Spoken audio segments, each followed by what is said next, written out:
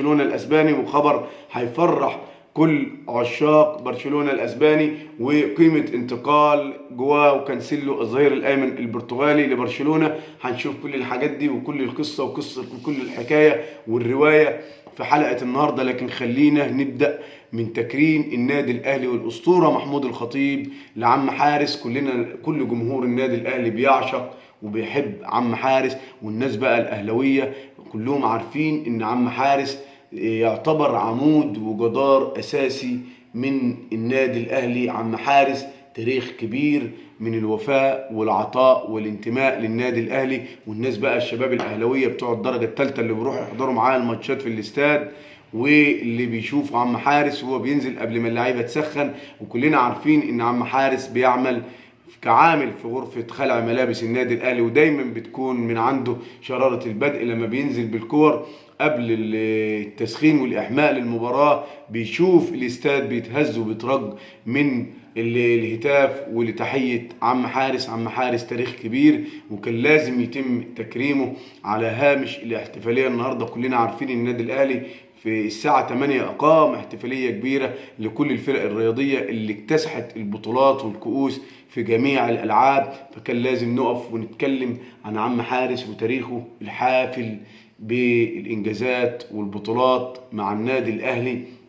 تاني حاجة يا شباب، معانا حاجة مهمة جدا جدا جدا هنتكلم عنها، وهي قصة تسريب عقد أحمد السيد زيزو من نادي الزمالك. وتواصلنا النهاردة مع أكتر من حد في اتحاد الكرة المصري لحد ما قدرنا نحصل على قيمة تجديد عقد أحمد السيد زيزو. لكن خلينا نشوف النهاردة إيه اللي حصل مع اللجنة الثلاثية اللي مشكلة إن هي تدير وتنقذ نادي الزمالك. اللجنة الثلاثية يا شباب راحت النهاردة تدور في نادي الزمالك وتفتش، لقت مخالفات كتيرة جدا، مخالفات بالجملة. أهم حاجة لقوها وما لقوهاش أصلا كمان هي قيمة انتقال والمقابل اللي انتقل به إمام عاشور لنادي ميتلاند الدنماركي، والأوراق والمستندات والمحضر بتاع انتقال إمام عاشور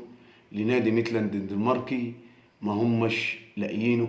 لما كنت بقول نادي الزمالك اتنهب يبقى اتنهب، اما اقول للجماعه الزملكاويه نادي الزمالك اتنهب يبقى اتنهب، كله يسمع كلام.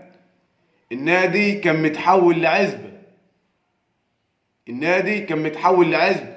ونادي الزمالك لما نقول اتنهب، ولما قلت اتنهب الناس كلها هجمتني وانتقدتني. لكن لو فيه راجل وفيه واحد ذكر في نادي الزمالك يطلع يقول لي فين فلوس امام عاشور اللي اشتراه بيها ميتلاند الدنماركي من نادي الزمالك. لو في ذكر يطلع يقول لي فين فلوس امام عاشور مقابل قيمة انتقال امام عاشور للنادي الدنماركي. محدش هيعرف يرد عليه. اللجنة الثلاثية النهارده راحت تدور في العقود والاوراق والمستندات، ما لقوش اي حاجة، ما لقوش اي ورق ولا اي مستندات. كله راح مع المجلس اللي استقال عشان ما حدش يكشف ويثبت المخالفات المالية اللي عندهم. تاني حاجة، كنا تواصلنا مع مصدر في اتحاد الكرة لحد ما قدرنا نحصل على قيمة عقد أحمد السيد زيزو، وده بقى اللي هيبقى قنبلة. تخيلوا مثلا، أو لما كنا بنقول إن الخطيب مشى رمضان صبحي عشان ما يبوظش أوضة اللبس في نادي الزمالك، الخطيب كان عنده حق، الخطيب كان عنده حق. الناس اللي كانت بتقول محمود الخطيب فشل في إدارة النادي، واللي كانوا بيهاجموا محمود الخطيب السنة اللي فاتت ويتكلموا ويقولوا ده راجل فاشل في الإدارة، أهو النادي الأهلي اكتسح كل البطولات في جميع الألعاب. النادي الأهلي اكتسح كل البطولات وفاز بكل الكؤوس في جميع الألعاب. أدي الخطيب الفاشل، الخطيب الفاشل اللي مرضاش يجدد رمضان صبحي ويشتري رمضان صبحي من نادي ستوك سيتي الانجليزي عشان ما يبوظش اوضه اللبس ويعمل فوضى في اوضه اللبس. ده اللي مرتضى منصور ما عملوش، وهدم نادي الزمالك كله.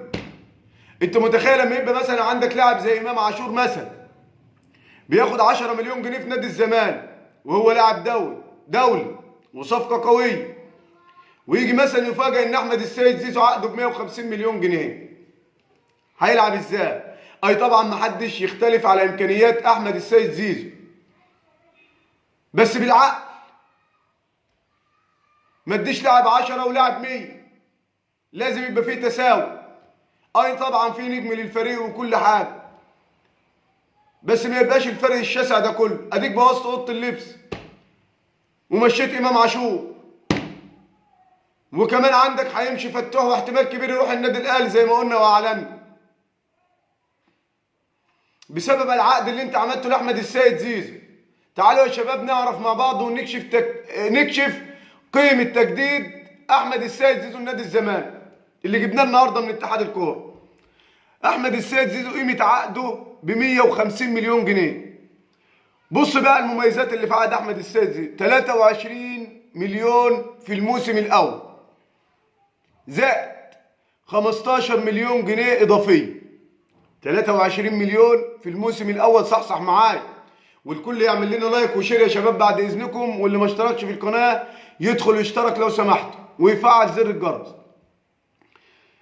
قلنا قيمه عقد احمد السيد زيزو 150 مليون جنيه، عندك 23 مليون في الموسم الاول زائد 15 مليون جنيه اضافيه. يجي بقى في الموسم الثاني يزيد 7 مليون، ياخد 30 مليون في الموسم الثاني، زائد يزيد كمان 5 مليون على ال 15 المليون الإضافية، ياخد كمان في الموسم الثاني 30 مليون و20 مليون جنيه إضافية. 30 مليون في الموسم الثاني و20 مليون جنيه إضافية. ويجي في الموسم الثالث 30 مليون جنيه و20 مليون كمان إضافية. خلي بالك إيه ده، في بند في العقد كمان بيقول لك ينص البند رقم 9 في البنود الإضافية على تحمل النادي اللي هو نادي الزمالك كافة الضرائب سواء من الدولة أو من اتحاد الكورة. بص بقى البند رقم 10 دي اللي مفاجأة، بيقول لك بند رقم 10: منح اللاعب مكافأة 3 مليون و300 ألف جنيه إذا شارك في 15 مباراة. يا حلول لي، منح اللاعب مكافأة 3 مليون و300 ألف جنيه. اسمع العقد ده بالتفاصيل واعرف انا جايبه من اتحاد الكوره من المصدر نفسه. البند رقم 10 في العقد بيقول لك منح اللاعب 3 مليون جنيه و300 ألف إذا شارك في 15 مباراة. يعني زيزو لو لعب 15 مباراة في الموسم ياخد 3 مليون و300 ألف جنيه. كمان معانا يا شباب، خلصنا من قصة زيزو، هنخش بقى على قصة إمام عاشور. بس الأول أقول لكم إن الأهلي بيخاطب الاتحاد الكرة والاتحاد الأفريقي لكرة القدم لمعرفة موعد ومكان السوبر الأفريقي. الراجل كولر مش عارف يشتغل وبيشتكي لمجلس الإدارة وبيقول لهم أنا مش عارف أحط سيستم أشتغل عليه. طبعا كلنا عارفين التدريبات والقياسات والتكتيك والحاجات دي بتعوز مواعيد عشان يرتب نفسه ويعمل قياسات للعيبه ويظبط البدني بتاعه. الراجل مش عارف يشتغل. ما هو النادي الاهلي ده مش خموجه كده، لا ده بيشتغل بنظام وبيشتغل بسيستم، ومعانا مدرب كبير ومدرب محترم. النادي الاهلي تاني مره بيبعت يستفسر من الاتحاد الافريقي عن مكان وموعد السوبر الافريقي، ولحد الان الاتحاد الافريقي لسه ما ردش عليه. تعالوا بقى القصه مهمه وقصه غريبه عشان بس تعرف ان النادي الاهلي مش زي اي نادي، وان النادي الاهلي ما بيدارش بعشوائيه. قصه امام عاشور اللي الكل بيتكلم عنها انا جبت لك الخلاصه في استبعاد امام عاشور من الفوتو سيشن بتاع الموسم الجديد. السيشن اللي اللعيبه هتصوره التقديم بتاع الموسم الجديد، جبت لك قصه استبعاد امام عاشور منه. طبعا امام عاشور صفقه كبيره وصفقه قويه وصفقه جماهيريه، لكن النادي الاهلي باوامر من محمود الخطيب استبعد امام عاشور من البرومو الرسمي لتقديم الموسم الجديد. وطبعا اللاعب امام عاشور قيمه كبيره زي ما قلنا، ولكن دخل في حالة غضب شديدة بعد استبعاده. لكن الكابتن محمود الخطيب اسمع القصة ديت وركز معايا وصحصح معايا، عشان والله العظيم انا جايب لك الخلاصة ايه سبب استبعاد امام عاشور من الستيشن بتاع التصوير بتاع الموسم الجديد. للأسف امام عاشور استبعد لاسباب تربوية. لما امام عاشور انتقل للنادي الاهلي الكابتن الخطيب قعد معاه وقال له عندك، واداله تعليمات وقال له عندك 1 2 3. اول حاجه قال له احنا نادي مش بتوع قذف جبهات، واحنا مش بتوع سوشيال ميديا، وما بنطلعش نرد على حد لما بيهاجمنا، وتبعد تماما عن استفزاز جمهور المنافس اللي هم نادي الزمالك، وكمان ما تحضرش ماتشات الاهلي. اول حاجه طبعا حضر مباراه حرس الحدود، قال له ما تحضرش مباريات الاهلي لحد ما نبدا مرحله الاعداد والموسم الجديد. او امام عاشور ضرب بتعليمات الخطيب عرض الحائط ومفكر العمليه سبهلله. لا يا عم امام، ده احنا عندنا ثواب وعندنا عقاب وعندنا زي ما بتاخد بتدي. المهم عمك امام عاشور ما ركزش قوي في كلام محمود الخطيب، وبدا يطلع ويظهر على السوشيال ميديا وحضر ماتش حرس الحدود. طبعا الامر ده يا جماعه اثار غضب الخطيب، غضب كبير جدا جدا من امام عاشور. ومن هنا امام عاشور خد قرار وادى تعليمات بعدم وجود امام عاشور مع اللعيبه اللي هتعمل الفوتو سيشن بتاع الموسم الجديد، لدرجه ان خالد بيبو خد ورقه بالاسماء اللعيبه اللي هتظهر في التصوير، وراح بيبو شاطب على اسم امام عاشور. اسمع بقول لك والله العظيم دي الخلاصه عشان ما تلفش كتير وتتعب نفسك، وانا جايبها لك من مصدر في النادي الاهلي. الخطيب شطب وعلم على اسم امام عاشور انه ما يحضرش التصوير بتاع الموسم الجديد.